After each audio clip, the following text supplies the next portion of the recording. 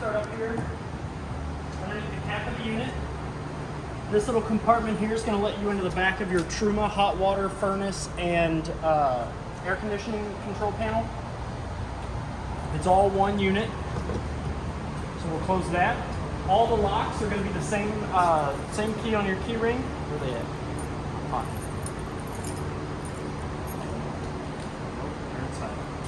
But I'll go over the key when we get to there. This is your Truma hot water heater. The panel does come off so you can get ease of access. It hooks on by 3 little tabs. It has a strap that holds it on so you don't have to worry about it. First thing you want to make sure you got to do is you want to make sure that the power button is in the on position. It can go up or down, it doesn't matter. Off is the middle position. Once you turn this on, you see the little green LED light. Your system is ready to be primed and ready. You want to make sure that there's water in the tank. So after you fill up your fresh tank or you're connected to city water and you have your valves turned over to the hot water heater fill, you can pull back on this little tab here. Once you see water come out of that pressure release valve there, you know that your tank is full and you know you're ready to light your hot water heater. All of this stuff here is also the control panels and stuff, so the really only things you got to worry about here is this switch here and this, and the rest of that is in the user's manual if there was ever a problem. Once you put the 3 tabs back on it, it'll close in place, and then you can turn this dial here and it'll lock that door shut. You do have 2 outside speakers that are connected to the in-house stereo, so you can play your music that's on the inside and the outside. This compartment here is going to open you up into your water pump. The very important thing here is going to be behind this wall here, there's a white valve. That's going to be your winterized and dewinterizing valve. You're going to turn it in the up position when it's winterized. That's going to shut off the water to the water pump, and it's just going to let your lines kind of flow through the unit. When you go to dewinterize it, you turn this to normal. You flip it down to where it's laying flat, and then the water will pass through your water pump and through your lines. You really don't ever want to store anything in here, just because there are a lot of water lines and a lot of electrical lines and stuff like that. You don't want anything getting caught and tearing one of those up. This locked black door here is going to be where your fresh tank fill is at. This is where you're going to hook your hose and your pressure regulator up. You're going to set it in there, and this is going to fill your fresh tank up. Every lock on this unit is going to be the same key that uses to unlock the front door. Up above the freshwater fill is you've got your GFCI protected 110 outlet here for plugging up any sort of electrical devices outside. This door here is going to open up into your 2 30-pound propane tanks. That's fed into the unit with a even flow regulator. Depending on the direction of this black valve here, that's going to tell you which tank is drawing propane. It's going to turn red when there's nothing being drawn, and then you can't really see it on camera and on this gloomy day, but there is a green there's a green sign behind that will slide up to let you know that you are drawing propane from the unit. The best part about this is that if this starts to run empty, you can just turn this over and crank the knob over and it'll start drawing from that, so that way you can remove this one, take it into town to your filling station or at the park or campground if they had one of those, and you can fill it up there. This is your other Bluetooth speaker. This little black guy right here, this is your furnace vent, so that way you don't have to worry about hot air blowing down. It's going to blow up and down, and it's going to keep you from having to deal with that hot air as you walk past it. Behind this little door, behind door number 2, this is how you're going to access your furnace for whatever reason. There is a off and on knob here that before you go to run your furnace, you're going to want to make sure that that little button is in the on position, and it does tell you on that white sticker on the furnace itself. We'll skip the door for a moment. We'll come here to the back. Your camper does have 4 of these Happy Jacks on it, which there is a remote control that can be corded or wireless, so that way you can lower these jacks and bring out the slide that's got your kitchen dinette on it on the inside. So underneath the slide, in this compartment here, oh, it's locked. I have the keys. All of the locks on your unit are going to be the purple 310 key. This is going to be where your transfer relay is located. This is going to show you all of the dual motor synchronous velocity slide controllers for all your slides, all of your motors, all of that stuff. Really all of your electrical stuff. It's going to show you like your motors for your slides and all that jazz. The big storage compartment underneath the slide will open up. I locked this one.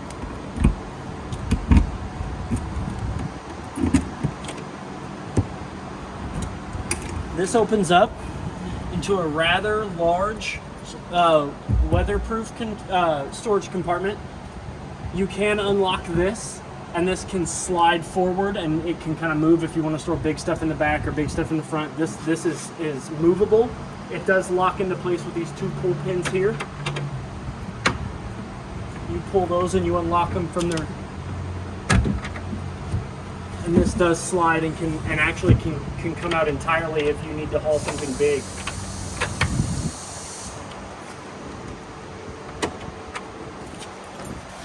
This one, it does matter what door you close first, because one has the close tabs and the other one has the locks. So you always want to make sure that you close the door with the turn keys first before you go to close this door, or else it won't close properly.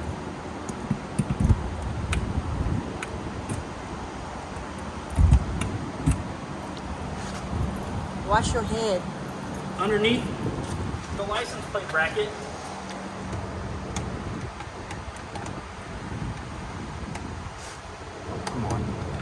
you do have a spot for a sewer hose connector.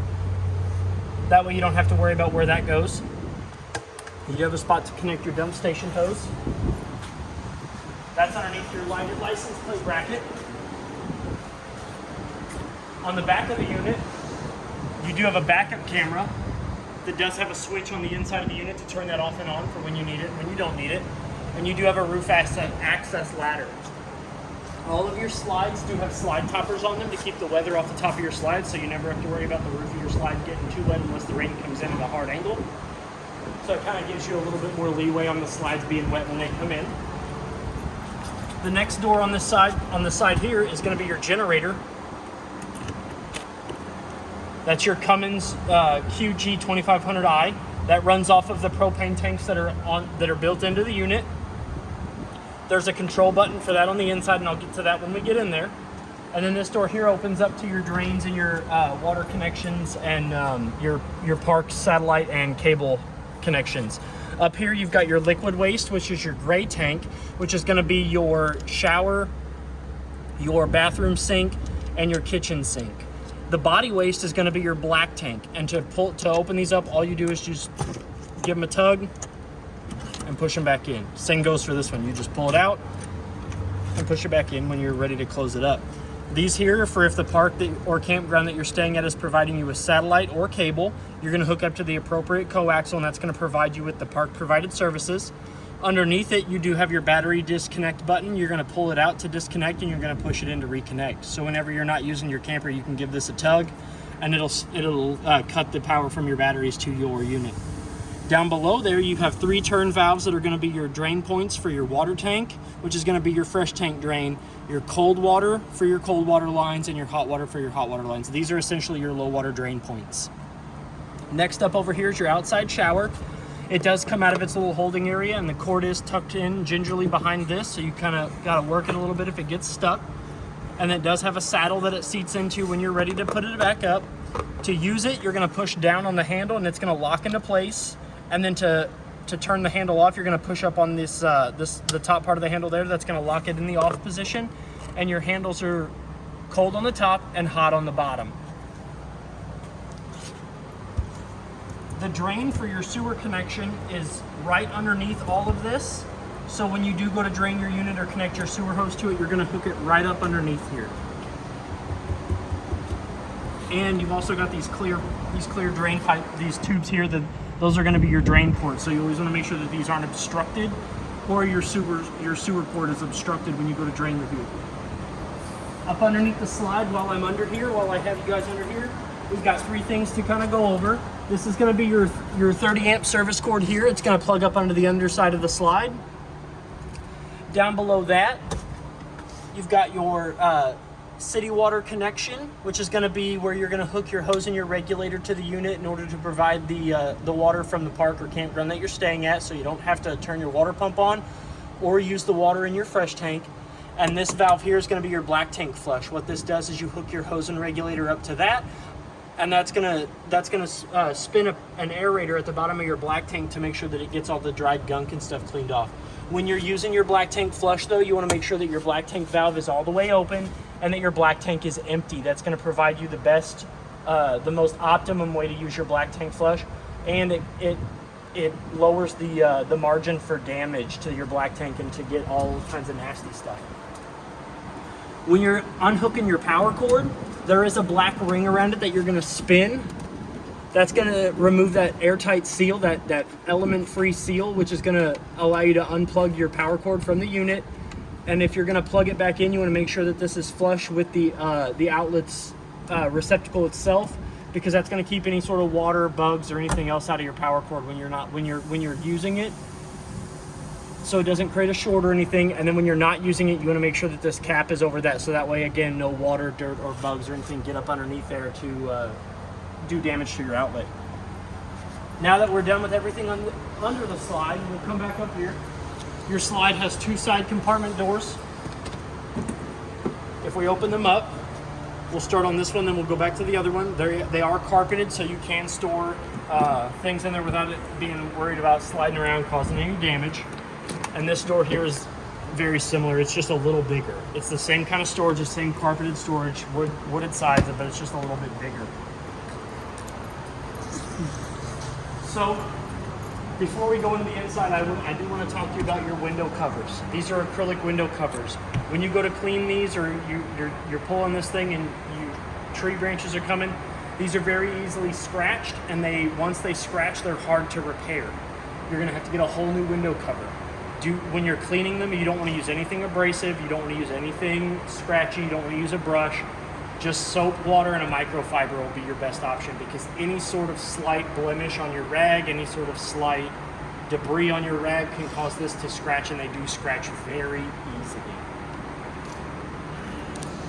You do have a 6-way here that's going to plug into a 7-way that's on the inside of your unit. They have been tested. I just put them back up for when you come to pick it up. I didn't want to lose it.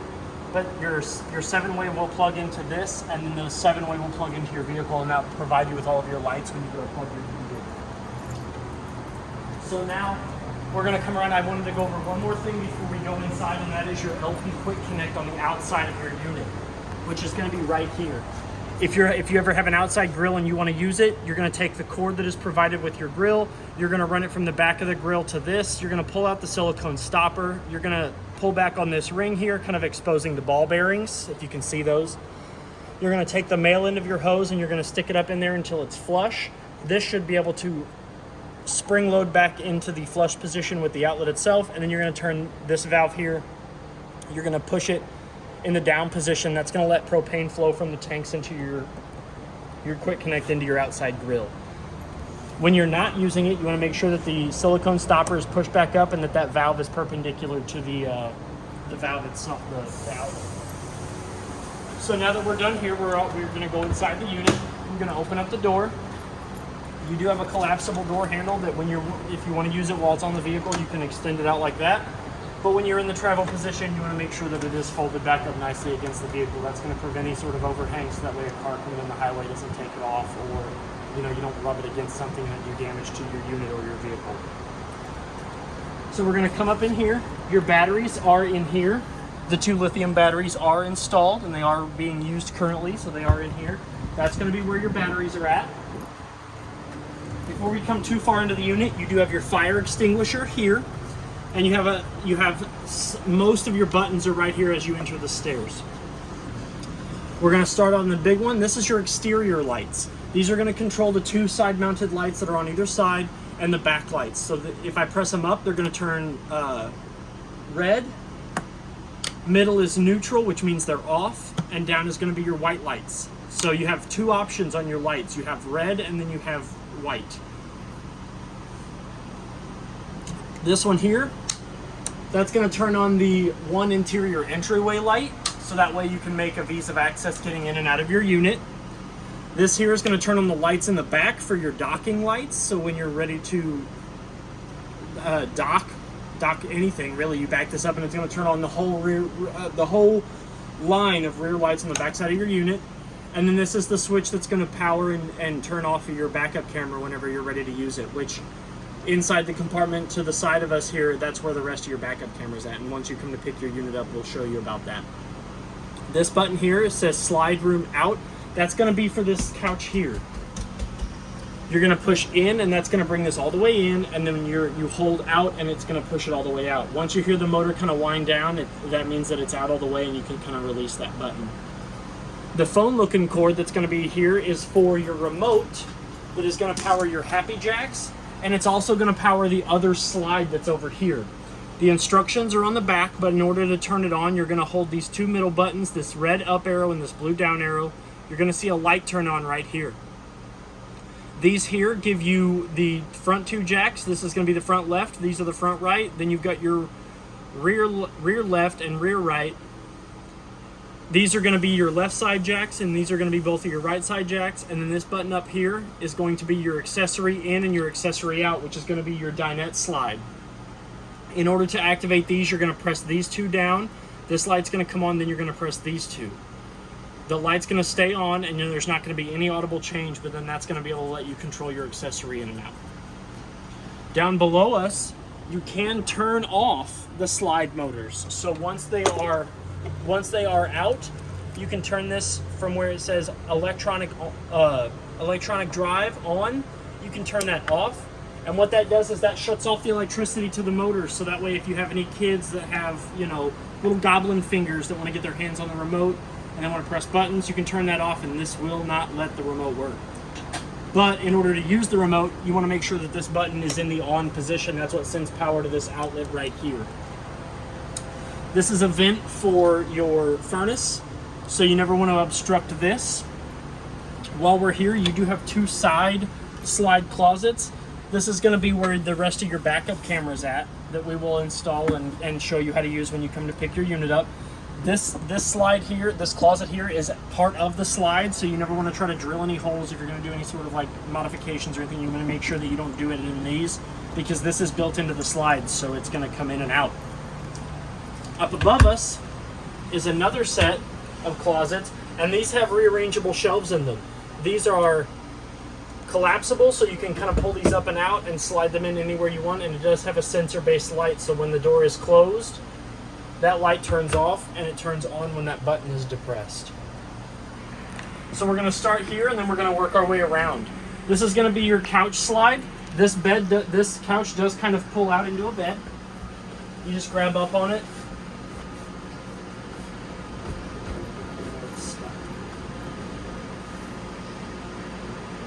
Yeah.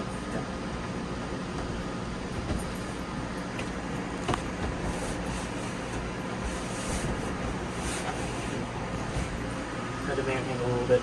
It does fold down into a sleeping area, and when you're done sleeping on it, it does fold back up. You just grab on it, and as you saw, it does just kind of accordion back in, and it has a track that fits on, which is why Is it one where you have to grab the back? Yeah. There we go. But the best part is it also does have recliners. Oh, cool. So not only can you sleep in it as a bed, but you can also sit kind of here and recline in your... And both sides have the same button on either side, so they both recline. The lights above the slide itself are controlled by this knob here, which is a dimmer switch. So they can kind of be in any orientation you'd like. And the windows on this unit, the screen is the top pull down, and the full shade is the bottom pull down. So if you don't want any light at all, you can pull this one up. But if you want to open the window and just have the screen down, you pull that down and they sit just nicely. This is a fire escape window. In order to do that, you're going to push all these little red buttons here, and that's going to detach the window, and you're going to be able to get out. They push in and then they turn out of their saddles. Down below here by my feet, you have a GFCI master outlet, which is going to have your test and reset buttons, and you've got another outlet next to it that has two USB ports and that 12-volt accessory port. So that way you can plug in any sort of 12-volt accessory, like one of those mobile inverters, a phone charger, a USB strip that's 12-volt if you would like to. I mean, any 12-volt one really. So now we're coming over here to your microwave and stove combo. Up above your stove, you do have your standard convection microwave. It does have 3 different tiers of trays. So you've got like a pizza tray, you've got a stand-up tray for anything that needs to have like heat to get to the bottom of it if you want like a crispier pizza, or your standard glass top spin table. The buttons below it are for your vent fan and range. So you've got your light and your vent fan. And then below that you have your stove. You cannot cook on this glass top cover. It gets hot, but it does not get hot enough to cook, and it's not tempered, so it will shatter. In order to use your stove, you're going to lift this up, kind of creating a backsplash for whatever it is you're cooking. Once you're ready to cook, you're going to hold your appropriate burner down, so we're going to light this one here. So I'm going to push in, I'm going to turn the little knob to where it says light. You're going to hear the gas escaping. And then once you hear enough gas escaping, you're going to turn the top burner spark over. And that's going to ignite your stove. You're going to hold that for about 3 to 5 seconds, and then once you've held it for that long, you can turn it to the appropriate temperature and your burner will stay on. That's how all 3 of the burners light. They all light in an identical fashion. To turn it off, you're going to make sure that the little divot is in the off position. And then once that's done, you're going to want to let that cool down before you let this fall back down, before you push that back down on it. Below it, you have bigger storage if you wanted to put a microwave of some, well, not a microwave, but like an air fryer or anything, or pots and pans. Throw pillows. Throw pillows. And then down below that, you do have a smaller drawer for like your spoons, your utensils, your tongs, your barbecue stuff, anything that you need to get readily available when you're barbecuing or cooking on your unit. Underneath the sink, you do have ample storage on both shelves. This one is a little bit bigger. It does kind of go back into the recess of the cabinet a little bit, but it's not as big as the top one. On the side of the unit, you do have a collapsible countertop that you're going to lift it all the way up to where it's flush with the countertop. The legs are going to automatically lock into place, and then to bring it back down, you're going to lift up, push the 2 top supporting bracket arms back in, and that's going to swing down nicely. You're going to want to make sure that this is in the down position when you go to travel. If you leave this up and you go to bring your slide in, where it looks like it's going to be enough room, it's not. It's going to come in contact with the table, and it's either going to do damage to your countertop or your table or both, and it's going to be a bad day. So you just lift it up, bring the arms down, slide it back down in position, and then this is ready to go. Down below that, you do have another drawer that's got a utensil organizer in it for your forks, knives, spoons, whatever else. And then below that, you do have another drawer. Right here on the side of the unit, you do have another Master 110 outlet that's got your test and reset buttons. You've got another GFCI, or not GFCI, you've got another 110 outlet over there on the wall, along with another one of those windows that has the shade at the top and the screen at the top and the shade at the bottom. It does open up by pulling on that lever and scooting that window out, and it does pivot outward. Above the sink, you've got ample cabinet space in there. That's also going to be where the 110 outlet for the microwave is at, so if you ever need to unplug that, you can just reach up there and plug it in or unplug it. And then above the sink, you've got more storage, and this does go all the way over. You've got kind of like a little ghost cabinet. You do have a light switch here that's got 2 modes. One is a time, so it will go off after a certain period of time, and you can turn this one off. The neatest part is that if you're ever over here doing dishes or in the kitchen and you want to charge your phone, you've got a charging outlet there. And then when you're ready to put it away, you just close it back down. It's a 110 outlet right there, so that way you can plug in your margarita machine, your air fryer, or any sort of other stovetop, countertop appliance that you'd like to plug in. You do have 2 remotes that control the vent fans and the air conditioner. This one is for your air conditioner. They do have wall-mounted saddles that you can kind of put wherever. I don't ever put these on because preference. To turn your air conditioner on, you're going to point the remote at the receiver, which is this black domed unit here. That's going to turn your air conditioner on. Then you've got your mode button, which is going to dictate the mode, which is off, high, low, auto, low. This is your fan speed button. It is an image of a fan. I know it was kind of hard for me to tell that was a fan at first. Then this is your temperature control buttons. This is going to increase the temperature. This is going to decrease the temperature. You slide the bottom of the handle down, you've got your more options there. You've got your timer button, you've got your nighttime button, you've got your dehumidifier button, you've got the timer off and on, and this is your incremental for hours and minutes. This is going to allow you to set on your the settings for your air conditioner, and this is going to bring up the if your IFC receiver isn't working. All of the commands and the buttons for this are in the user's manual, which are in your packet, which is going to be, we're going to go over that. It's all in here, all in your Lance bag.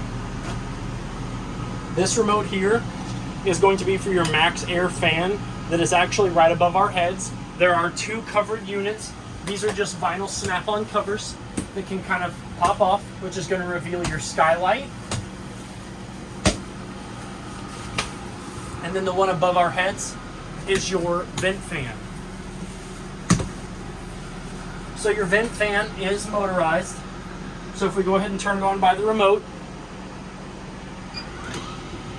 all you got to do is hit the on button and the vent rises and the fan turns on by itself. Then you can hit the big fan button, which will increase the fan speed, or you can hit the little fan and that will decrease the fan speed. This button here that looks like a little clamshell, that's going to raise and lower the vent visor itself. And then you've got your audible controls, which are going to increase the speed of which the fan spins. This is going to decrease the amount of air that it's pulling through, and this is going to increase and decrease the amount of speed.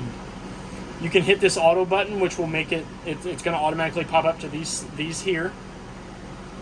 So it's got a set temperature at 77, and it's got a room temperature at 70. So you can have this turn on once the inside of the unit gets to a certain temperature, because this kind of helps you keep your air circulated in your camper when you're using it.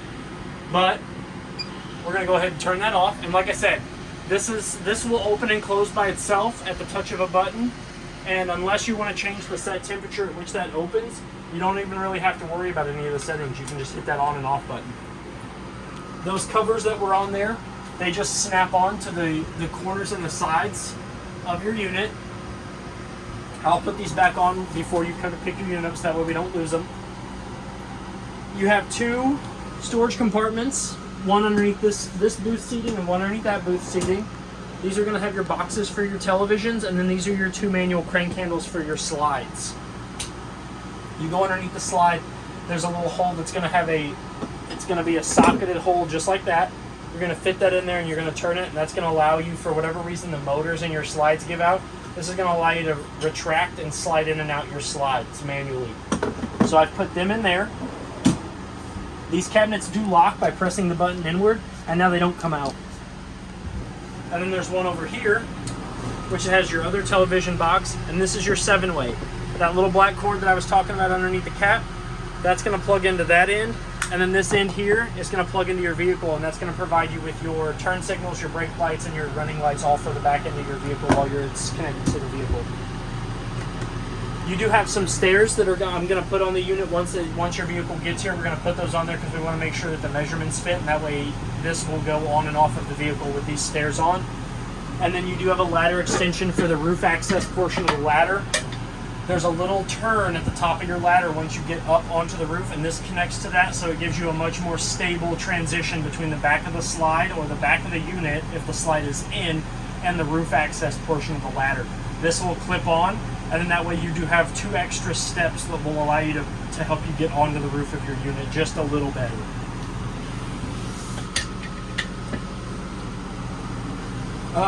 Inside your bag, you do have this. I didn't install this because this is also kind of buyer's preference. This is your Wi-Fi antenna. This is going to plug into the coaxial cord that we'll get to when we get into the master bed. And you can kind of set this anywhere up in the front, and that will allow your King Wi-Fi antenna to pick up its signal. I didn't install this one because I don't know where you're going to want it, so I didn't want to make that decision. You do have a Jensen built-in stereo system. This is the remote for that. It's your standard stereo remote. You've got your on button here. This is going to allow you to change the alarm on it, so it does act as an alarm. You've got your mute and loud button. You've got several options here. You've got your tune buttons, you've got your volume, you've got your program, your language, your repeat, your title, which will bring you back to the first of your playlists, your source, which will cycle through whether you want to listen to radio, Bluetooth, inserted media device, Zoom, which will bring in, it'll allow you to kind of like narrow in your sound preferences, your angle. Again, it'll allow you to, do you want more sound in the front, do you want more sound in the back? And then you've got several options down the line on your remote. Next is the TV remote for your Jensen Android-powered TV. You're going to hit the red button here and it's going to turn on. And then once you get your King Wi-Fi set up, or you have your other internet set up, you can connect this to your TV so that way you'll be able to download Netflix, Amazon Prime, Hulu, any sort of your streaming services that you use in your home or that you use anywhere else in your life that you can get here on these TVs. And they also have pre-built-in buttons, so they've got your Netflix, your Prime Video, your YouTube, your media, which is going to change the source of the television. You've got your Disney Plus, and you've got your Plex in case you have a Plex server. Go ahead and turn your TV back off. Now we're going to come to your brains of your unit. This is also another IFD receiver for your air conditioner. So if you're having trouble picking this up, this is also a secondary source for that. This is your 30 amp solar control panel. This is going to read you the temperatures, the voltage, and the amperage that are going from the solar panels to your battery, from your battery to the converter. So you've got 16-point volts, which are coming from the solar panel to the battery. You've got your 13.8 volts, which is coming from the battery to the unit. And then it's going to tell you the temperature of the solar panel on the roof, which is 77 degrees. You can navigate those settings by hitting this up and down arrows, or you can go all the way back and it'll get you back to the beginning menu. And then this enter button here is your confirm button if you want to change any of these settings. Below that, this is probably the most important panel in your unit. This is your Truma iNet Ready control panel. We're going to go ahead and turn this air conditioner off so you can hear me talk underneath it. So to wake this up from sleep mode, you're going to hit the center button. You're going to see it light up. You're going to have several options. The little thermostat inside the unit is going to be for your heater and AC. So you press in the button. You've got your heater and your air conditioning. So we're going to go into heater. Right now it's off because it is hot, so the furnace isn't going to kick on because the max temperature that the furnace can get up to is 86 degrees. But if you want to turn it on, you can go all the way up to 86. That little flame icon there is going to show you that it is trying to prep the unit for heat. So then you select it. You've got your heat, which is trying to light the pilot light. The little gas bottle there means that the unit is drawing propane. The fan is on auto, and right now we're dealing with the climate control inside the unit. So right now it's trying to get to where the furnace can blow out 85 degree heat, but because it is hot outside, it's not going to get there. So we're going to go back in. We're going to turn that off. So right now the air conditioner is off. We're going to go to cool auto, and we're going to dip that down to 65. The little snowflake symbol there means that the air conditioner will be kicking on shortly, and it's the same way with the remote. So we just turned it off, but now we're going to turn it back on so I can show you how that operates. So in just a brief second, you'll hear the air conditioner kick back on. Go ahead and turn the heat back off.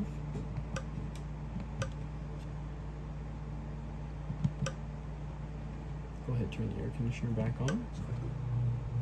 And as you can tell, the air conditioner came on now. The next options we have is once we get back to where the little camper is flashing, we're going to go over here to the lines and the thermostat. That's going to be your hot water heater. So we're going to turn that on. And you have multiple settings for comfort and eco. I always recommend eco because you're going to draw the least amount of propane and it's still going to give you your 120 degree hot water. I got your water set to 120. It can go all the way down to 95. But eco mode is going to save you on your propane, and comfort is going to be if you're plugged in. But you can also use eco if you're going to be plugged in. I just recommend leaving it on eco. You're going to use the least amount of propane that way. The fan icon is going to let you control the fan control speeds. So we've got low, mid, high, nighttime. which is going to be much quieter. It's kind of in between low and mid. So we're going to go back to low. This is going to be your timer setting. This is what you're going to use to set your start time and your turn off time. This is going to allow you to change the time in your unit. The wrench is going to allow you to go into your settings. So if we press that, we've got offset, account, aqua, temperature, bright, whether you want to go from 12 to 24 hours, your language preferred settings, your index, and your reset, which you don't really have to worry about that. And it's all also in the owner's manuals for the Truma air conditioner when you go in, which is, again, all in your LAN spec here. You can leave it flashing. That's just going to turn it back on to the regular settings. So we're going to go in, and I'm going to turn your hot water heater off. So we're going to go to the hot water heater. We're going to turn that off. The next panel underneath that is going to be your control panel, your convenience center for the unit. This is going to show you the 4 levels of each thing that has appropriate levels of charge in them. First button here is going to be your battery. If we press that, you're going to have 11.2, 11.7, and 12.3. While your unit is plugged into the 30 amp short cord service, it is always going to show full. It's only going to read what the battery is putting out and what charge level the battery is at if it is unplugged. The next tank over here is going to be your fresh tank. It is 2/3 full because I wanted to show you what that looked like. That's going to read off the 1/3, 2/3 full and empty lights. The next button underneath this is going to be your toilet. This is your black tank. It's going to be empty, so it's going to show you that little red LED or that little blue LED that says empty low. And gray is going to be your kitchen sink, your bathroom sink, and your shower, and it is also empty, so it's reading the empty low. This DSI fault would be for whatever reason if your pilot light does not kick on, but because you have the Truma, you don't have to worry about that. This red button over here is your water pump. You turn that on, you're going to hear your system pressurize. This is going to allow your water pump to draw water from the fresh tank and provide you with water to your unit. If you're connected to city water, you don't need to use that button. You've got your remote to your TV, your remote to your stereo are here, and I will put those in the user's bag once we're done. You do have a magazine rack and newspaper storage here that can store magazines, newspapers, any sort of books, any sort of thing like that. Underneath that, you've got another furnace vent and this is going to be where the duct is to help cool down your furnace and hot water heater, and this is going to be the vent that helps you provide heat from that.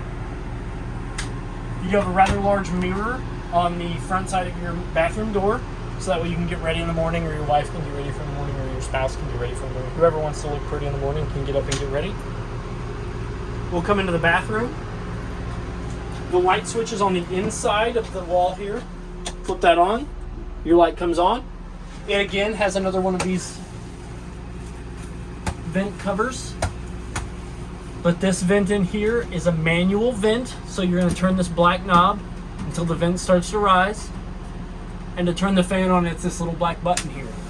The risky business fan. The risky business fan for when things get real sour in here. You never want to use this when the vent is closed, though, because you run the risk of that motor just sucking in heat and it burning up. Also, while we're on the roof, above your shower, also covered by one of those snap panels, is a skylight, so you can shower in the beauty of nature. While we're over here, we're going to go ahead and go over your shower. Your shower drain is a threaded style drain that's just going to sit down in your drain, and you tighten that down, and that seals the drain in your shower. You do have a shower head that's on a handle with a bar, a soap catcher, so that way you don't have to worry about losing your soap all over the place. Up above here, you do have a knob that will allow your shower head to go in through the different settings, so you can turn it on to where it's mostly the big gray rubber rings or the holes in the middle, or off. So whatever your preference is, whatever kind of shower pressure you like, you can get that out of that shower head. Down below, you have your handle. It's going to be in the off position all the way down, and when you turn it all the way towards the wall, that's how the hotter. So the closer this end here gets to the wall, the hotter that water's going to get. It does have a seat, so you can kind of sit and give yourself like a sitz bath if you want, or you can stand. It's got plenty of room to stand. I mean, I'm 6'2", and I was able to stand pretty comfortably in here. It does have a towel rack for when you're done. You can kind of hang your towel up in the shower, so you don't have to worry about your floor getting wet. It's going to drip into your shower and drain that way. You do have a dry towel holder here. You have ample storage up here for your beauty care products and your Throw pillows. if you can fit one up in there. Down below here is your Dometic two-portion valve toilet. You put your foot halfway on it, water's going to fill the bowl. You floor it, all your risky business goes into the black tank. Where it should be. Where it should be. Above the toilet, you got a pull-out drawer for beauty supplies, hair. What are those things called? Scrunchies. Scrunchies. What are the things that women use to curl their hair? Straight irons. Yes. Curling irons. Yeah, curling irons. That's what it is. As you can tell, I don't need one. You look good, Troy. Oh, right. My mom always said I got a face for radio. Down below that, you do have a 110 outlet, and where I'm standing, a drawer for the tickets. The tickets. Tickets to the Risky Business Show. Your faucet is hot on the left, cold on the right, and to draw water, you're going to pull them towards you. So you got your little dog ears, and then you pull them towards you. And he's going to draw water from the faucet. So we're going to turn that light off. We're going to exit out of here. We're going to come over here to your refrigerator. Freezer combo. It's got two handles, one on the fridge door, one on the freezer door. They've got little tabs you push in to draw out. You got ample room in your fridge for snacks, or if you like cold throw pillows, you can fit a throw pillow in there. And your freezer is big enough for snacks. I left the thermometer in there to show you that it does get down to 0 degrees if you need it to. Up on top, you've got your power button. This is going to turn your fridge off and on, so when you're not using it, you can turn your fridge off. These buttons here to adjust the temperature. These buttons here to determine the zone at which the temperature is going to be adjusted. And this here turns it into night mode, so you don't hear it running at night when you're sleeping. It'll shut down, but it'll stay cool. It'll shut down to the point where it stays cool enough to where in the morning it'll kick back on.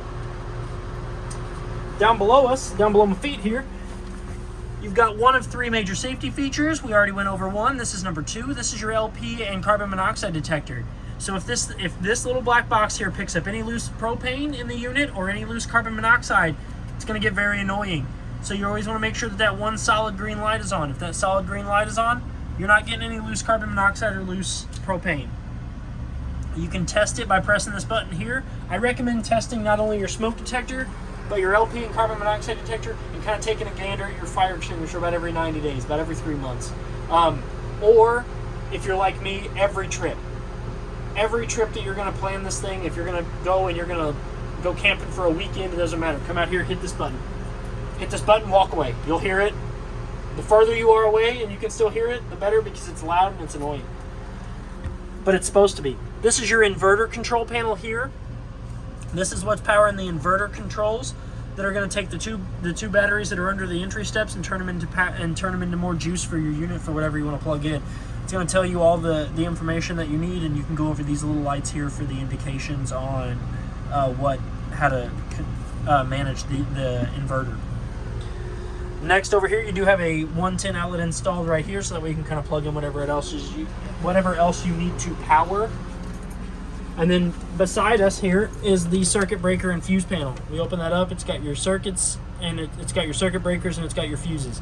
For whatever reason one of these would blow, there is an LED light that's going to shine so you know exactly which one you need to replace. And for whatever reason you would need to get into your inverter, this panel here lifts up and out, and that's how you get into your inverter. So now we're going to come up in here into the master bedroom. I'm not going to crawl all the way up in here, but I am going to show you its features. So if we come up here, you do have a cabinet all the way up here. Let's see if I can get up there without breaking something. So if I come up over here and I lift this up, it's an ample storage for snacks, candy, throw pillows, whatever else you want to put in there.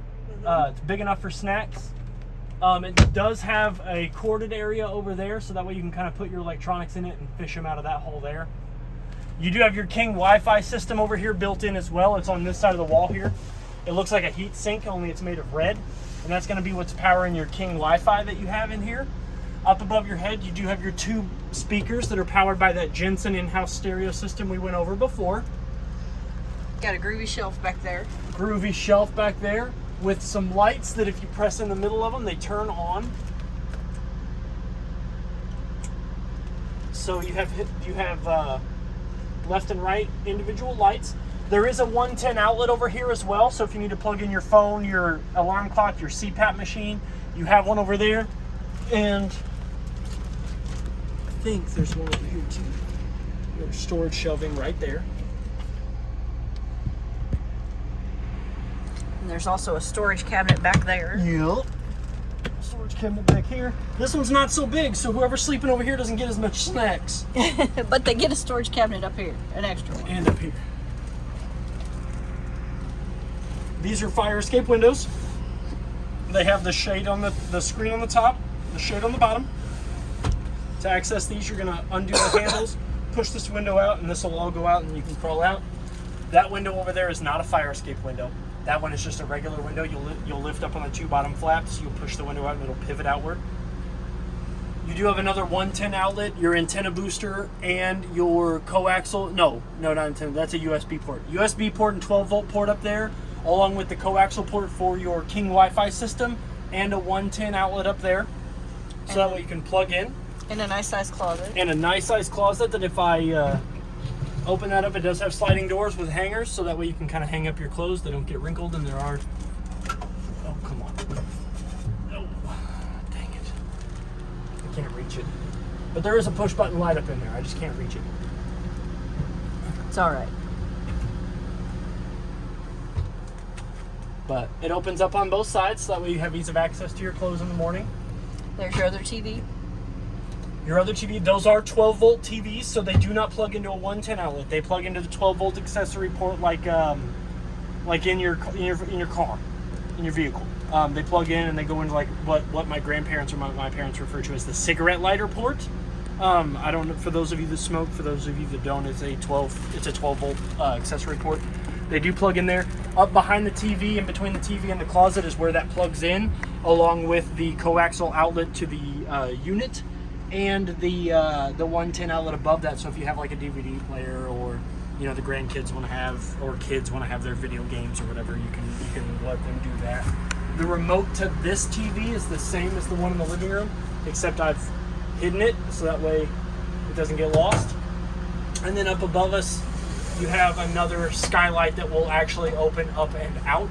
You can actually like lift this up and out, and it'll tilt this so that way you can again sleep under the beauty of nature. And it's got a slide one way and a screen the other, so you can actually, like, if you want to sleep underneath the night sky one night, hopefully it's not raining, you can open the screen up, tilt the window up if you're like me and you like the sound of like crickets or frogs or whatever, little frogs. And then it does have a nice step here, right here, so that way you don't have to crawl up in and out of this bed. And it does have, so you could fit, like, this mattress can come out, so if you want to put like a pillow top mattress or something in there, like, as long as it fits this, I don't even know the size of beds. Listen to me, I'm a true dude. I don't know the size of beds. One other thing I wanted to go over, these legs do come out. You can lower this down to where it does lay flat up against these supports here to create a much larger sleeping area. And I'm not going to take it down because it is kind of heavy, but these two pins come out of the walls here. This and those two side gray brackets will fold out to sit on these rests here. Then you can cover up the hole, and this creates another bunk. So you can lower this table down, create a sleeping area, and then this can lower down to create another top bunk sleeping area. And on the wall over here, you have another one of those master GFCI outlets. So that way, no matter where you're at in your unit, if your outlets stop working, you can hit that reset button and reset those outlets. But, whew, there's a lot. Oh, third and final safety feature, smoke detector. Yes. You press this center button here, it's going to test it. Again, I recommend testing them every 90 days, or if you're like me, testing them every time you're about to take this thing out for a camping trip. It takes 30 seconds to test both of them. I mean, one's right there, one's right there. You hit this, it beeps, you know you're good. You hit that, it beeps, it goes back to a green light, you know you're good. But I think that covers everything. You got one more. Oh yeah, your generator. I always forget about those. So this is the control panel for your generator. So you've got your start and your stop. So you're going to hit this button here and you're going to hold it. That's going to power up your generator. You're going to hear it kick on. You're going to hear it engage. This light's going to flash, and then it's going to turn solid. That means your generator's on and running, and you will hear it and you will feel it. it will shake the whole butt end of your lance. To turn it off, you just hit the bottom rib button, boop, and then this is going to tell you how many hours that it's ran. I ran it and it is tested, so I did run it for 0.8 hours, so a little under 1 hour I ran it for, and it was fine. I ran it to burn the new smell off of it, to kind of deionize the pipes, make sure that it all worked. Your propane tanks are full except for what I used to PDI the unit, which is to run the generator and to quickly check your furnace and your hot water heaters. So, and your batteries are good. You're good to go. We'll have everything set up for you when you come to pick this thing up. Hopefully you have a good time. Enjoy it. I know I did going over it. I love this thing. But if you have any questions, please feel free to reach out to me here at Parkland. My name's Trey. Good luck and happy camping. Thank you.